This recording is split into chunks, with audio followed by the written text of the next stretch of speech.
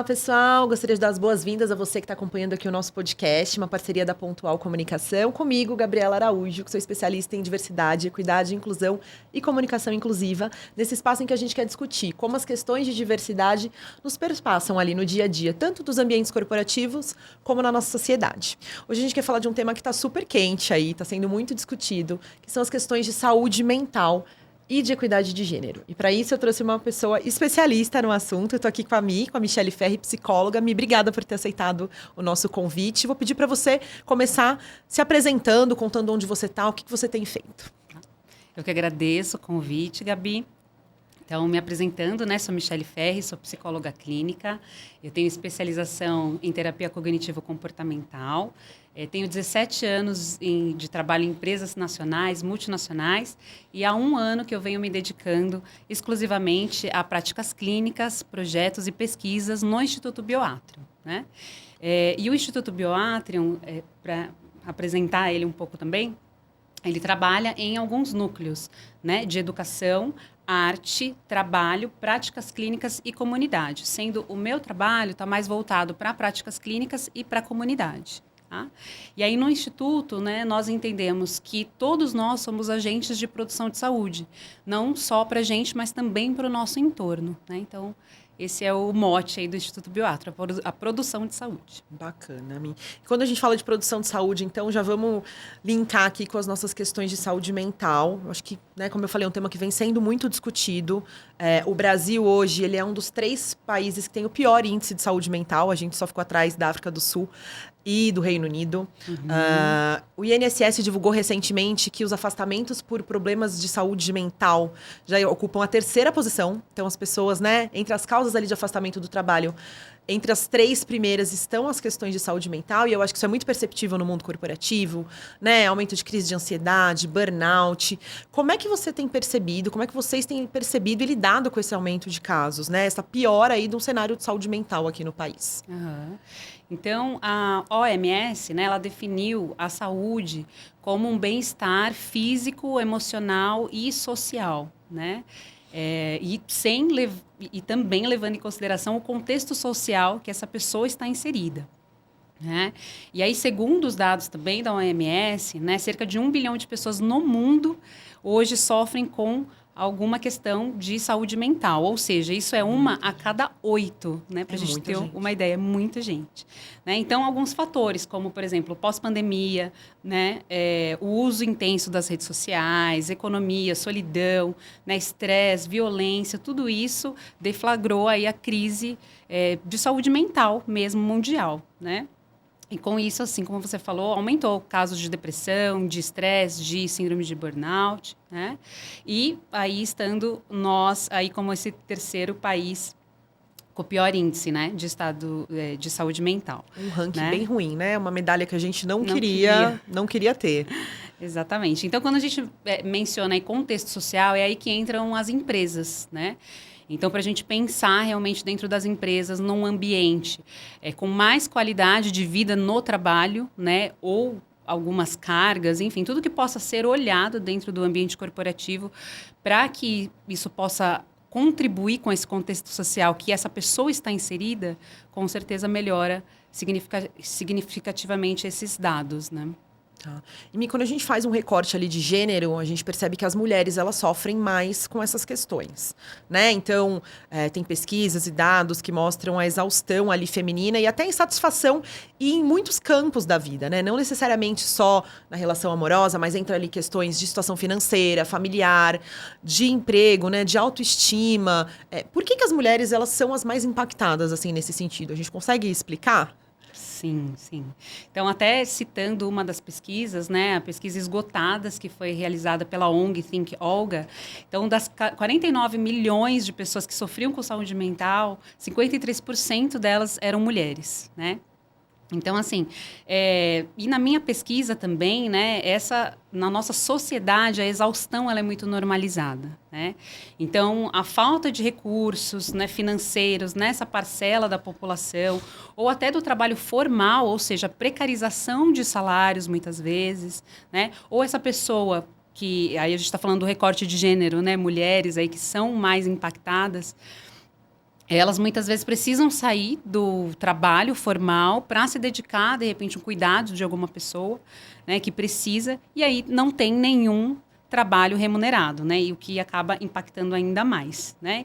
E quando se trabalha são por horas extensas, né, então tudo isso piora a saúde mental dessa pessoa, sendo que ela ainda tem toda uma carga para olhar, que é o do cuidado, né. Então, são esses os fatores. Essa questão do cuidado vai muito em linha com o que a gente chama de economia, né, do cuidado ali, que é quase um bastidor do mundo corporativo ali. É toda a estrutura que tem por trás de uma pessoa que está trabalhando fora, que está numa empresa, tem uma estrutura por trás dela, né? Talvez cuidando dos filhos ou cuidando dos familiares, enfim. Conta um pouquinho pra gente o que é essa economia do cuidado. Eu sei que ela movimentaria, se ela fosse remunerada, ela aumentaria o PIB, né, dos países, ela movimentaria milhões de reais. O que é isso, essa economia do cuidado e o que tem esse vínculo com o feminino ali? Sim. Então, esse trabalho do cuidado, né, que é da casa, dos filhos, com alguma pessoa adoecida, com pessoas idosas, né, ele é essencial para a manutenção da sociedade, né? Mas ele é hoje distribuído de forma desproporcional, sempre recaindo mais sobre as mulheres, né? Então, elas realizam cerca de 3/4 do trabalho de cuidado não remunerado no mundo, né? Então, se a gente for colocar isso em horas, 12,5 bilhões de horas, né, essas mulheres realizam nesse trabalho. 3/4 do trabalho. 3/4 do trabalho, né? Esses são os dados segundo da Oxfam, que é o Comitê de Oxford para o Alívio da Fome, né?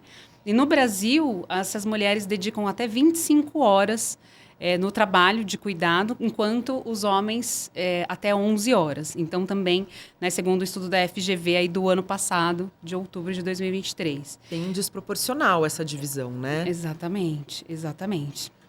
E aí, se esse tempo, né, todo dedicado a cozinhar, limpar, enfim, né, fosse contabilizado, né, essas jornadas equivaleriam a 11 trilhões de dólares na economia mundial.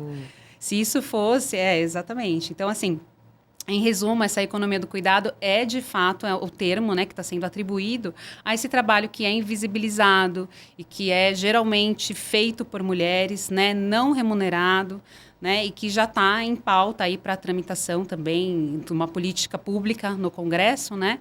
E a licença paternidade estendida já é uma das ações que deste olhar, né? Então, as empresas que puderem ser adeptas, ao invés dos 5 para os 20 dias, também já é uma grande diferença.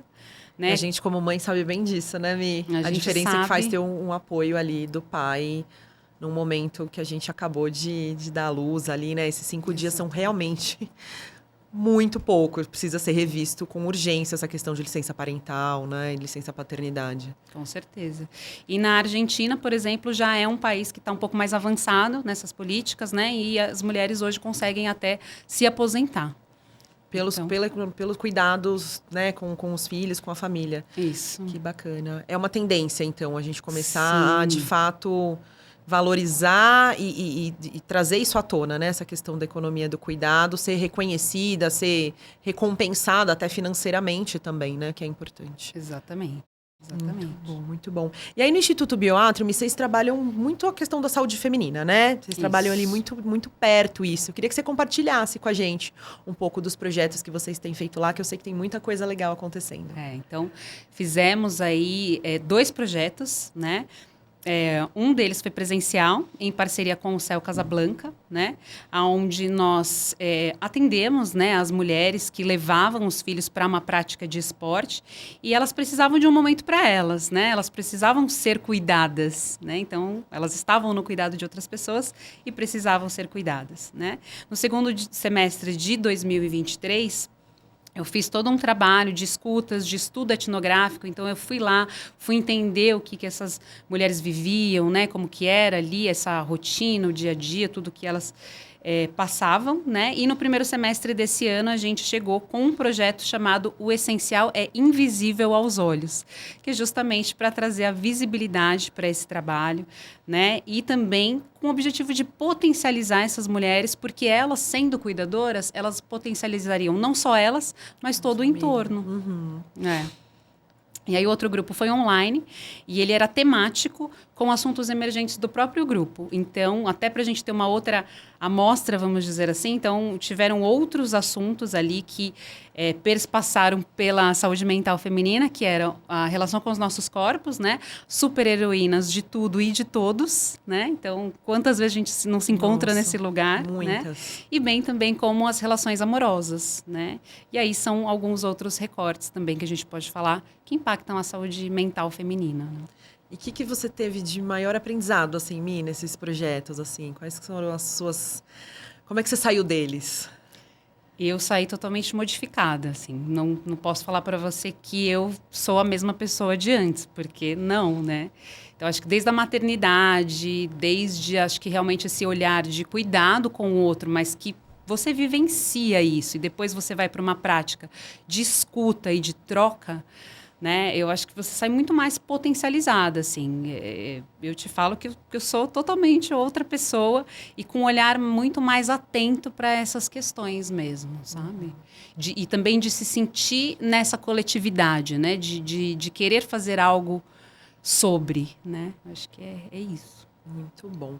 E aí eu acho que a gente também não pode deixar de falar da questão da interseccionalidade. Né? E aí, até explicando aqui o que é o conceito um pouquinho de interseccionalidade, é essa sobreposição de marcadores sociais, né? Então, é a diferença, por exemplo, tanto de privilégio quanto de desafios que uma mulher branca tem, por exemplo, é completamente diferente do que uma mulher negra tem, né? Ou de um homem com ou sem deficiência. São privilégios e obstáculos diferentes. Quanto mais marcadores sociais a gente vai somando aí, maior e mais intenso ficam esses pontos. É um conceito que surgiu nos Estados Unidos, curiosamente, por uma pesquisadora que estava analisando ali um processo judicial de uma mulher negra que tinha processado o seu trabalho e o processo não seguiu porque o juiz, ele dividiu o processo em dois. Ele dividiu como se fosse um pedaço dele ali com questões referentes a racismo e outro pedaço como referência a machismo. Ele não conseguiu entender o quanto esses preconceitos, eles se sobrepõem, eles se juntam quando a gente fala de uma mulher negra, né? E aí foi construído esse conceito de interseccionalidade. E a gente sabe também que a saúde mental das mulheres é mais impactada e quando a gente fala de mulheres negras ainda mais, né? Sim, infelizmente, né? Segundo estudos, pesquisas, as mulheres negras são realmente mais impactadas. E aí, pensando nisso, né, a clínica do Instituto Bioatrium, ela é multiprofissional pensando justamente nessa população, né, e interseccionalidade. Então, a gente tem profissionais médicos, a gente tem profissionais da área de direito, nutricionistas, teatro terapêutico, assistente social, além da psicologia, né, nós temos musicoterapia, e a gente se prepara sempre pensando, né, nesse modelo para apoiar todas as demandas que possam surgir e se apresentar nesse sentido até de interseccionalidade, enfim. E a gente utiliza muito a arte também como essa produtora de saúde, né? Isso foi o que a gente utilizou no CEL, mas também a gente utiliza aí para empresas, em soluções para empresas. Essencial e invisível aos olhos aí não me é estranho, né? Tem um Pequeno Príncipe. Sim. Que foi base aí desse trabalho. Foi todo baseado na dramaturgia do Pequeno Príncipe, né? E a gente usava trechos, né, do Pequeno Príncipe para ser disparador para as nossas oficinas. Legal. Né? Então, isso deixou ainda mais significativo e a nossa ideia era trazer, né, uma história escrita por um menino do leste europeu, enfim, para que essas mulheres pudessem depois reescrever suas próprias histórias, né? Enfim, brasileiras, né, com suas histórias, com suas vidas e de todo o trabalho de cuidado. Então, foi essa a ideia, e pano de fundo, né? Muito bacana essa utilização da arte, né? Tem tantos espectros aí que a gente pode utilizar. Agora, Mi, uma pergunta cabulosa. Existe um limite do cuidado com o outro? Quais seriam esses limites, assim, pra gente cuidar do próximo? Eu acredito que, assim, o limite ele tem que ser pensado coletivamente, né? Não dá para a gente deixar o cuidado com uma pessoa só, né? Então, as estruturas sociais, né, não pode ser uma responsabilidade só de uma pessoa, só de um gênero, né? Então, a gente tem que fortalecer essa rede de apoio de alguma forma, né? As políticas públicas também, acredito que para creches ou, enfim, todos os apoios que essa mãe pode ter, né, também, ou esse cuidador, né, de forma geral, e pensar isso como uma tarefa coletiva. Sim. E você trouxe um ponto antes, Mi, que é também dessa supervalorização da gente estar sempre muito ocupado, né? E você trouxe isso e me fez refletir, porque realmente, hoje em dia, parece que é um status, né? A gente tá ocupado, ai, não posso, tô ocupado, ai, não posso, tô numa reunião, ai, não posso, ai, não tenho agenda. Tanto no ambiente corporativo, de trabalho, quantas vezes até como é difícil marcar um encontro com as amigas hoje em dia, né? Tá todo mundo sempre muito ocupado, e parece que isso realmente é um status social, de tipo, aquela pessoa é importante, né? E isso vem muito ligado a essa exaustão, acaba potencializando isso, né? O quanto será que a gente precisa estar realmente tão ocupado? A normalização da exaustão, né? Então, a exaustão, mas é o dia...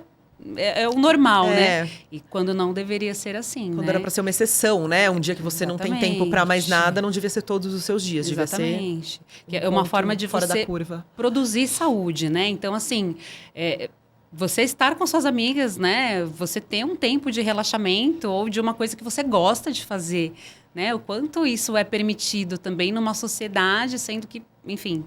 Né, você está lá e tem diversas tarefas a serem cumpridas, né? Às vezes de cuidado e todas as outras. Aquilo, né? Usar tem sido muito falado, não é terapia, mas é terapêutico, né? O encontro com as amigas, sim, ou um jogo, ou enfim, um cinema, o que quer que seja. A gente ter espaço e ter tempo dedicado também para isso, né? Sim. Muito bom. Mi, e a pergunta do milhão. Quem cuida de quem cuida? Como é que a gente lida com isso? Pois é, né? Hoje, né, se a gente for olhar como está hoje a estrutura, então a gente precisa cuidar de quem está com a maior carga do cuidado, né? Porque essa pessoa tem um potencial de adoecimento ali, né? O quanto ela está produzindo saúde, né? Às vezes essa carga do cuidado realmente ela é muito extensa e a pessoa deixa muitas vezes de olhar para si, né? E propor, né? E pensarmos de novo coletivamente para tirar essa carga de uma pessoa só, né? E distribuir isso de alguma forma e muito mais coletivo. E quando a gente leva essa pergunta para o mundo corporativo, me vem muito em mente o time de recursos humanos, que normalmente está ali preocupado em cuidar de todo mundo, em organizar evento, team building, ações para todo mundo da empresa, mas poucas vezes olha para si, né? Poucas vezes cuida dos seus times, dedica um tempo. Quanto isso é importante também quando a gente leva ali para o mundo corporativo, né? Sim, com certeza. É o cuidar de quem cuida, né? Quem é o cuidador precisa ser olhado, né? E precisa ter isso também, acho que como premissa, né? Tem uma frase que a gente usa muito dentro da clínica, que é a máscara de oxigênio, né? Então, assim, antes de você colocar a máscara de oxigênio em outra pessoa, lembra que você precisa dela primeiro, né? Então, é um pouco dessa temática, né? Se você não está bem, como que você vai cuidar do outro, né? Então, tem isso também. E, inclusive, para o cenário corporativo, não se exclui de nenhuma forma. Sim, até porque é muito difícil desvincular também essas pessoas. Tem ali o lado pessoal e podem estar passando por todos os problemas, né, de saúde mental, tanto quanto os outros colaboradores, e precisam também ser acolhidas ali, né, ser cuidadas. Sim, com certeza.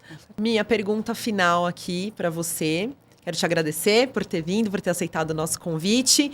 E quero saber pelo que você gostaria de ser lembrada. Quando a gente for falar da Michele, quando a gente lembrar da Michele, o que você gostaria que fosse sua marca? Que marca você deixou aqui? Pergunta difícil. É uma boa reflexão, né? Mas eu gostaria de ser relembrada como uma mulher que pensou, né? Eu acho interessante esse recorte, né? Uma mulher que pensou, que se dedicou e usou a sua voz durante a sua trajetória para melhorar a vida das pessoas. Uau, que potente. Mas eu também te agradeço muito, né, por essa oportunidade, pelo convite e desejo muito sucesso. Obrigada para nós. Obrigada, pessoal. A gente se vê na próxima edição.